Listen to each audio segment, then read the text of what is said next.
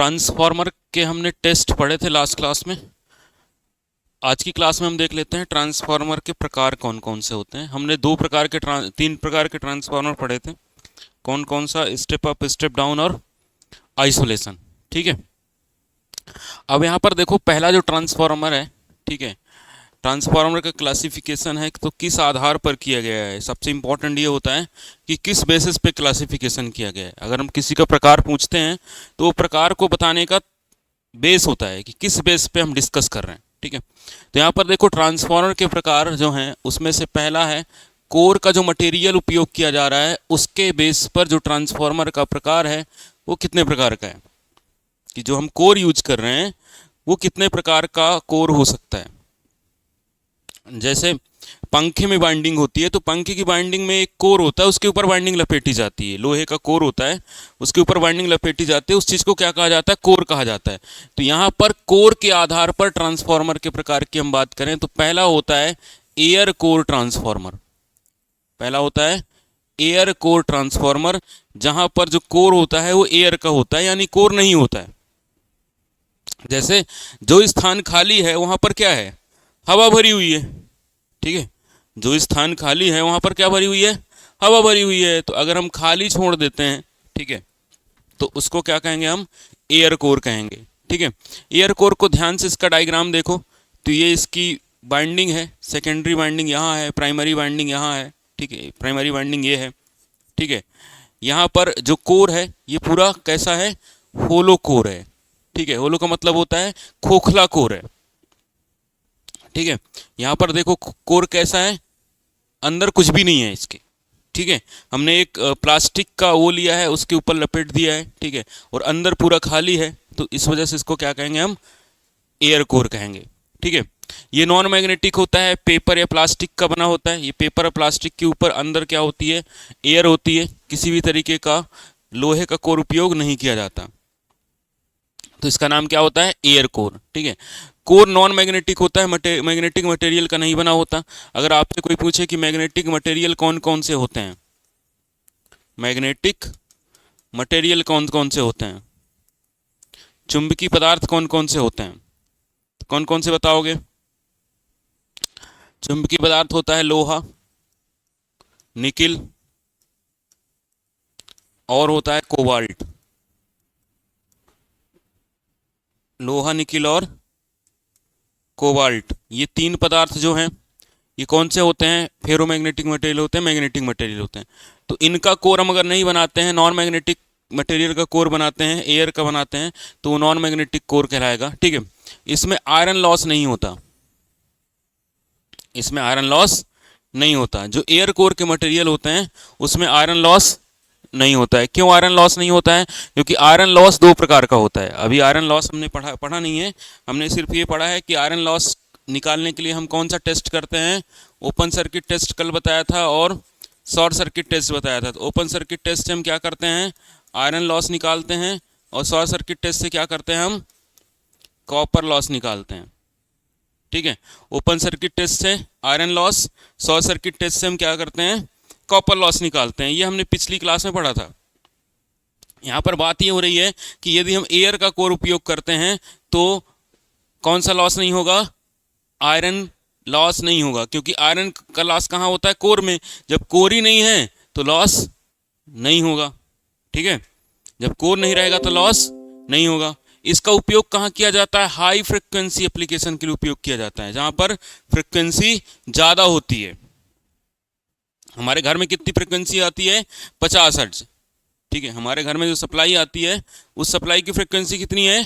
50 hertz होती है, 50 hertz की सप्लाई आती है। ठीक है, और यहाँ पर बात हो रही किसकी? एयर कोर की। तो एयर कोर का उपयोग कहाँ किया जाता है? जहाँ पर हाई फ्रिक्वेंसी के ट्रांसफार्मर बनाना हो वहाँ पर हम किसका उपयोग करते हैं? एयर कोर का उपयोग करते हैं। ठीक है, एयर कोर में जो कपलिंग फैक्टर होता है वो 1 से 1 होता है। कपलिंग फैक्टर क्या होता है? 1 से कम होता है। ठीक है, कपलिंग फैक्टर का मतलब होता है प्राइमरी वाइंडिंग और सेकेंडरी वाइंडिंग किस तरीके से जुड़ी होती है। तो 1 से कम सबका ही होता है लगभग। ठीक, कपलिंग फैक्टर एक या एक एक तो नहीं होता, ना के बराबर केसेस में होता है। ठीक है, ये दूसरा वाला देखो, तुम्हें लग रहा है दोनों सेम है ना? ऐसा लग रहा है कि ये वाला जैसा है वैसा ही ये वाला है। ठीक है, लेकिन इसमें देखो फेराइट का कोर उपयोग किया गया है, इसमें कोर लगा है, ये कोर लगा है, उसमें कोर नहीं लगा था। यहाँ कोर था नहीं है कोर, लेकिन यहां पर क्या है, कोर लगा हुआ है, यहां पर कोर लगा हुआ है। तो डायग्राम ध्यान से देखना है, इसका एग्जाम में क्वेश्चन आता है, तो डायग्राम ध्यान से देखना कि ये कोर फेराइट का है कि एयर कोर है। ठीक है, ये वाला मिले तो क्या है, एयर कोर है। ठीक है, ये वाला कौन सा है, फेराइट कोर है। ठीक है, काय का कोर बनाया गया है, फेराइट का कोर बनाया है। ठीक है, फेराइट एक मटेरियल होता है, इसका कोर बनाया गया है। और फेराइट की खास बात ये होती है कि इसका की प्रतिरोधकता ज़्यादा होती है, प्रतिरोधकता यानी रेजिस्टिविटी ज़्यादा होती है, रेजिस्टिविटी इसकी क्या होती है, ज़्यादा होती है।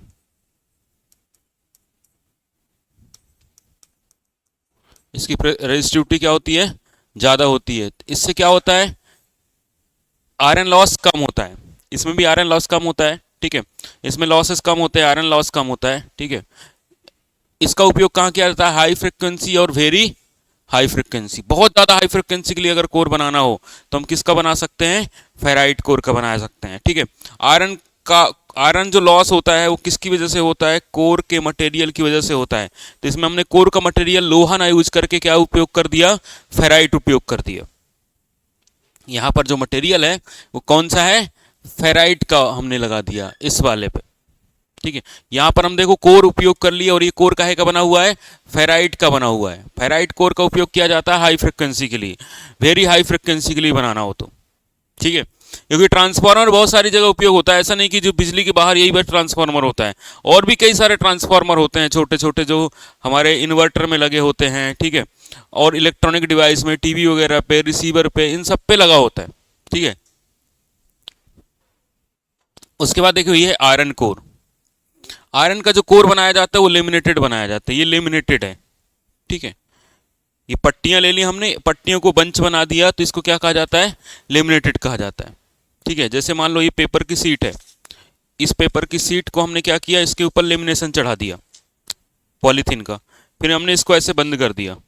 तो ऐसे लोहा 1 2 3 करके ऐसे बहुत सारे आयरन के टुकड़ों को ऐसे इकट्ठा करके फिर कोर बनाया जाता है। इसको क्या कहा जाता है, लेमिनेशन, लेमिनेटेड कोर। ठीक है, लेमिनेटेड कोर में ये होता है कि जैसे ये हो गया लोहा, इसके ऊपर लेयर चढ़ा देते हैं इंसुलेशन की, इसके ऊपर इंसुलेशन की लेयर चढ़ी रहेगी, तो उस इंसुलेशन की लेयर की वजह से एडी करंट नहीं जाएगा, करंट नहीं जाएगा। ठीक है, तो जो लेमिनेटेड बनाते हैं, लेमिनेटेड आयरन कोर का उपयोग किया जाता है। लेमिनेटेड आयरन जो कोर है ये भंवर धारा हानि, भंवर धारा हानि, भंवर धारा हानि को कम करता है। ठीक है, लेमिनेटेड कोर का काम क्या होता है, भंवर धारा हानि को कम करना। इंग्लिश में कहा जाता है इसको एडी करंट लॉस। ठीक है, इंग्लिश में कहा जाता है इसको eddy current loss. Eddy current loss को क्या करता है, कम करता है, इसलिए हम लेमिनेटेड बनाते हैं। ठीक है, सबसे ज़्यादा इसी का उपयोग किया जाता है, कॉमन उपयोग किया जाता है। ठीक है, मेन सप्लाई में जो ट्रांसफार्मर होता है जो बाहर होगा उसमें काहे का कोर होगा, आयरन का होगा। ठीक है, हाई फ्रिक्वेंसी वगैरह एप्लीकेशन के लिए हम बनाते हैं फेराइट का और दूसरे मटेरियल का, लेकिन ये सबसे कॉमन है, जो बाहर ट्रांसफार्मर लगा है वो काहे का है, इसी का। ठीक है, उसमें क्या किया गया है, लेमिनेटेड कोर का उपयोग किया गया है, ये कोर का लेमिनेशन है। ये देखो ट्रांसफार्मर के प्रकार में यहां कोर के शेप के आधार पर दूसरा प्रकार है, कोर किस शेप का उपयोग करेंगे। ठीक है, तो पहला है कौन सा, कोर टाइप ट्रांसफार्मर। पहला ट्रांसफार्मर कौन सा है, core type transformer. Core type transformer में देखो इस तरीके का कोर होता है, उसमें प्राइमरी वाइंडिंग इधर लिपटी रहती है ऐसे, और सेकेंडरी वाइंडिंग इधर लिपटी रहती। ठीक है, इसमें आई टाइप और सी टाइप, एल टाइप की पट्टियों से मिलाकर बनाया जाता है। इन पट्टियों के लेमिनेशन को आपस में जोड़ा जाता है, ठीक है। हालांकि प्राइमरी बाइंडिंग के ऊपर सेकेंडरी बाइंडिंग रहती है, इन्होंने गलत बनाया है। बाइंडिंग दो जगह लपेटी जाती है, एक यहां पर और एक यहां पर, ठीक है। दो लिंब पर लपेटी जाती, एक इस लिंब पर, एक इस लिंब पर, ठीक है। अब बुक में क्या है, उनको पता नहीं रहता तो उनने कुछ भी लिख दिया है। ये प्राइमरी बाइंडिंग जो है ना, ये प्राइमरी बाइंडिंग इधर है, सेकेंडरी बाइंडिंग इधर है, ऐसा सिर्फ बुक में बना मिलता है, एक्चुअल में ऐसा नहीं होता है, ठीक है। प्राइमरी के ऊपर सेकेंडरी रहती है, ठीक है। तो पहले प्राइमरी लपेट दी जाएगी, पहले हाई लो वोल्टेज बाइंडिंग लपेट दी जाएगी, उसके ऊपर हाई वोल्टेज बाइंडिंग लपेट दी जाती, ठीक है। तो यहाँ पर जो बाइंडिंग होती है वो दो लिंब पर होती है, एक इस वाली लिंब पर और एक इस लिंब पर, ठीक है। प्राइमरी के ऊपर सेकेंडरी होती है, इनने गलत बनाया, या सेकेंडरी के ऊपर प्राइमरी हो सकती है, डिपेंड करता है कि हाई वोल्टेज बाइंडिंग कौन सी है, ठीक है। हाई वोल्टेज बाइंडिंग को क्या किया जाता है, दूर रखा जाता है कोर से, और लो वोल्टेज बाइंडिंग को कोर के पास रखा जाता है। कोर के पास कौन सी रखेंगे हम, लो वोल्टेज बाइंडिंग, ठीक है। अब देखो यहां पर ये है सेल टाइप ट्रांसफार्मर, दूसरा ट्रांसफार्मर है हमारे पास सेल टाइप का ट्रांसफार्मर। सेल टाइप के ट्रांसफार्मर में प्राइमरी और सेकेंडरी बाइंडिंग सेम लिंब पर होती है, इसी पर एक ही लिंब पर होती है, ठीक है। मतलब इसमें एक ही लिंब पर प्राइमरी और सेकेंडरी बाइंडिंग होती है। प्राइमरी के और सेकेंडरी बाइंडिंग कौन सी होगी, जैसे मान लो कि ये बीच वाली लिंब है, ये बीच वाली लिंब है, तो इस बीच वाली लिंब पर, ये बीच वाली लिंब हो गई, इसी पर दोनों बाइंडिंग रखी जाती है। तो इसमें पहले हम रखेंगे एलवी बाइंडिंग, ये हमने रख दी कौन सी बाइंडिंग, एलवी। एलवी बाइंडिंग को हमने लपेट दिया पहले, फिर कौन सी बाइंडिंग इसके ऊपर लपेटेंगे, एच बी। कौन सी, एच बी। ये बाइंडिंग कौन सी है, एच बी। तो ये जो बाइंडिंग है ये दोनों कौन सी है, एच बी, ठीक है। और ये दोनों कौन सी है, एल वी, ठीक है। तो एक ही लिंब पर दोनों बाइंडिंग लपेटी जाती है, वहां पर दोनों बाइंडिंग को अलग अलग लिंब पर लपेटा जाता है, ठीक है। ये सबसे ज्यादा पावर ट्रांसफार्मर में उपयोग किया जाता है, ये वाला, ठीक है। ये सबसे ज्यादा उपयोग किया जाता है। इसमें फ्लक्स को जाने के लिए दो रास्ते होते हैं, फ्लक्स एक यहां से जाता है और एक यहां से फ्लक्स जाता है और यहां से, फ्लक्स के लिए दो रास्ते होते हैं। उसके बाद है रिंग टाइप, ठीक है, या टोराइडल ट्रांसफार्मर होता है, ठीक है। इसमें कोर कैसा होता है, सर्कुलर, ऐसे कोर होता है, ठीक है। बाइंडिंग करना थोड़ा सा मुश्किल होता है, ठीक है। इसका उपयोग क्या कहा जाता है, मेजरमेंट ट्रांसफार्मर में। मेजरमेंट ट्रांसफार्मर कौन कौन से होते हैं, एक होता है सीटी और एक होता है पीटी। सीटी होता है करंट ट्रांसफार्मर,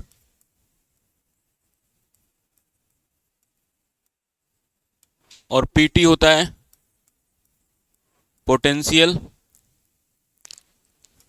पोटेंशियल ट्रांसफार्मर या वोल्टेज ट्रांसफार्मर कहा जाता है। सीटी और पीटी का उपयोग किया जाता है, सीटी का उपयोग किया जाता है करंट नापने के लिए, और पीटी का उपयोग किया जाता है वोल्टेज नापने के लिए, ठीक है। सीटी का उपयोग क्या कहाँ किया जाता है, करंट ट्रांसफार्मर इसका नाम है, इसका उपयोग किया जाता है करंट मेजर करने के लिए, करंट मेजर करने के लिए।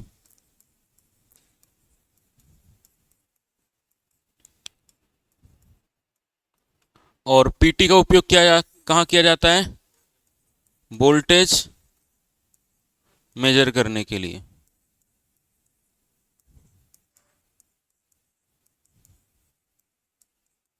करंट मेजर करने के लिए किसका उपयोग किया जाता है, सीटी का, और वोल्टेज मेजर करने के लिए पीटी का। क्योंकि हमारे जो मीटर होते हैं ना वो बहुत ज़्यादा करंट नहीं नाप सकते, तो इनकी मदद से नापते हैं, ठीक है। तो इसके अंदर से जैसे सीटी होगा ना, इसके अंदर से दो वायर चले जाएंगे, ठीक है। जैसे क्लैंप मीटर आता है करंट नापने के लिए, ठीक है।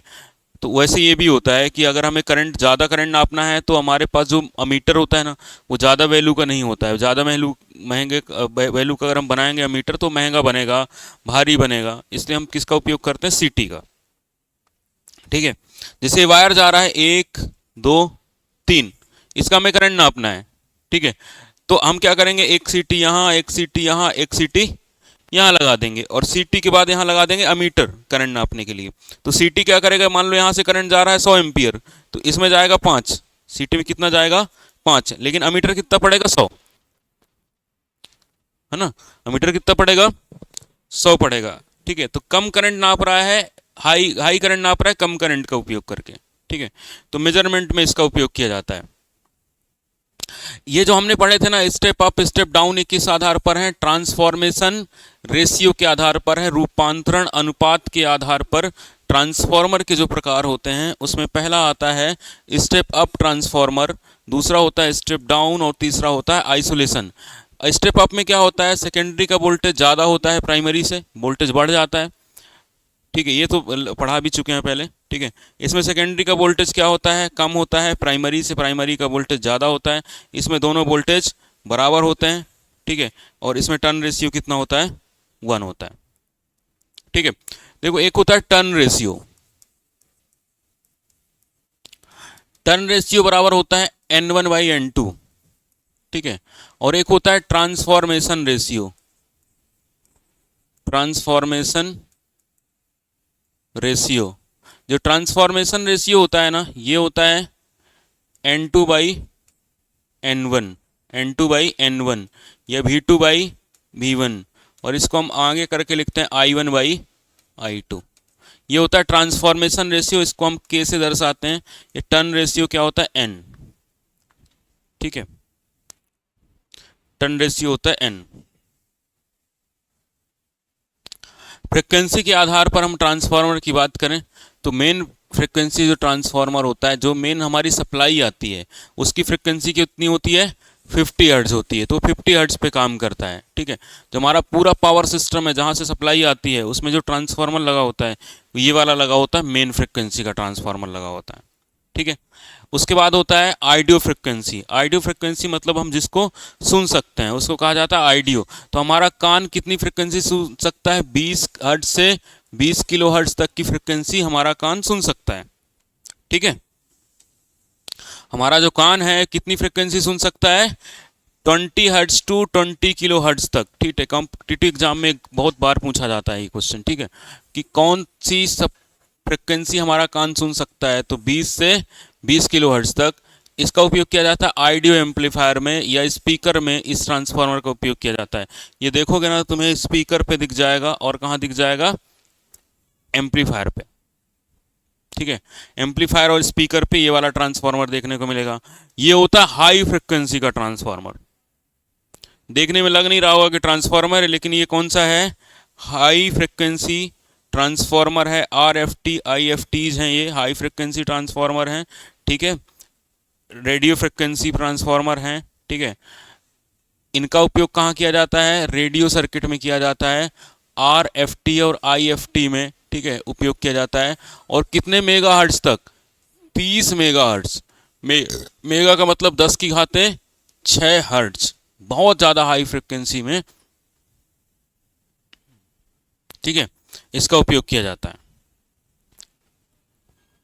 ये इस तरीके के दिखेंगे, लगेगा कि ये कुछ और डिवाइस है, लेकिन ये क्या है, ये ट्रांसफार्मर है, RFT IFT है। ठीक है, उसके बाद होते हैं वेरी हाई फ्रिक्वेंसी के ट्रांसफार्मर होते हैं, जिनका उपयोग किया जाता है टेलीविज़न में और कम्युनिकेशन सिस्टम में। ये बहुत ज़्यादा हाई फ्रिक्वेंसी, मेगा हर्ट्ज है ना, अब आ जाएंगे गीगा हर्ट्ज पे। ठीक है, ये फ्रिक्वेंसी किस में होती है, गीगा हर्ट्ज पे।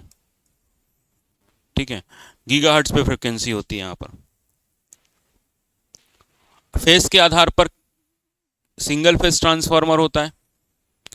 सिंगल फेस ट्रांसफार्मर में एक ये हमारी प्राइमरी वाइंडिंग होती है और ये सेकेंडरी वाइंडिंग होती है। ठीक है, एक फेस होगा और एक क्या होगा, न्यूट्रल। एक फेस एक न्यूट्रल हम यहाँ से देंगे, 2 ही तार होंगे। ठीक है, उसके बाद 3 फेस जो इंडस्ट्रियल ट्रांसफार्मर होता है और डिस्ट्रीब्यूशन ट्रांसफार्मर। ठीक है, ये 3 फेस होते हैं। ठीक है, और इसमें डेल्टा स्टार कनेक्शन का उपयोग किया जाता है, जो हमारा डिस्ट्रीब्यूशन ट्रांसफार्मर होता है। डिस्ट्रीब्यूशन ट्रांसफार्मर में हमारा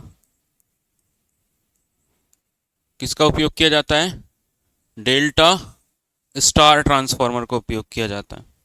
ठीक है, एप्लीकेशन के आधार पर अगर हम ट्रांसफार्मर की बात करें कि कौन कौन सा उपयोग होता है, तो एक होता है इंस्ट्रूमेंट ट्रांसफार्मर। इनका उपयोग किया जाता है वोल्टेज को नापने के लिए। ठीक है, वोल्टेज और करंट को नापने के लिए किसका उपयोग किया जाता है, इंस्ट्रूमेंट ट्रांसफार्मर का, जिसकी बात मैंने की थी कि CT और PT। सीटी और पीटी, ठीक है। इनका उपयोग किया जाता है क्या नापने के लिए? करंट नापने के लिए, ठीक है, और वोल्टेज नापने के लिए। पीटी का वोल्टेज नापने के लिए, और सीटी का उपयोग काहे में किया जाता है? करंट नापने के लिए। सीटी पीटी हमें ये अक्सर देखने के लिए मिलेंगे। तो ये कहाँ मिलेंगे? सब स्टेशन वगैरह पे जाओगे या कोई ट्रांसफार्मर लगा होगा, इन सब में सीटी पीटी का उपयोग किया जाता है।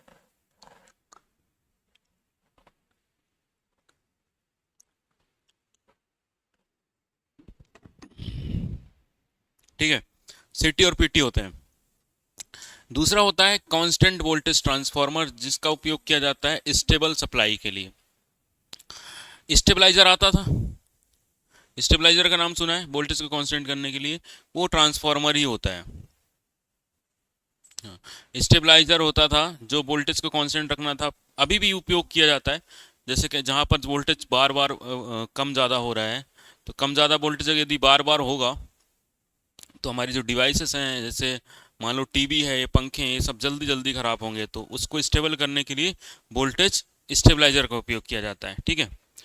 उसके बाद होता है इग्निशन ट्रांसफार्मर। इग्निशन जो ट्रांसफार्मर होता है, इनका उपयोग किया जाता है ऑटोमोबाइल पे, ठीक है, स्टार्ट करने के लिए, ठीक है। जैसे हमें कोई कार को स्टार्ट करना है, तो उसमें टाइम जो ट्रांसफार्मर लगाएंगे वो कौन सा होगा? इग्निशन ट्रांसफार्मर, ठीक है। बिल्डिंग ट्रांसफार्मर होता है, बिल्डिंग करने पर उपयोग किया जाता है। यह स्टेप डाउन ट्रांसफार्मर होता है, स्टेप डाउन, ठीक है। उसके बाद पल्स ट्रांसफार्मर होता है, इसका उपयोग किया जाता है इलेक्ट्रॉनिक सर्किट में, ठीक है। पल्स ट्रांसफार्मर का उपयोग कहाँ किया जाता है? इलेक्ट्रॉनिक सर्किट में, ठीक है। अब कूलिंग के आधार पर जो होता है, एक होता है air cooling, dry type transformer, एक इंडोर के लिए उपयोग किया जाता है, ठीक है। ऑयल की तुलना में कम रिस्क रहता है, ऑयल के फटने का डर रहता है, इसके रिस्क थोड़ा सा कम होता है, ठीक है। ये स्कैन कर लो। नोट्स बना रहे हो प्रॉपर? अभी कंप्लीट हो जाए।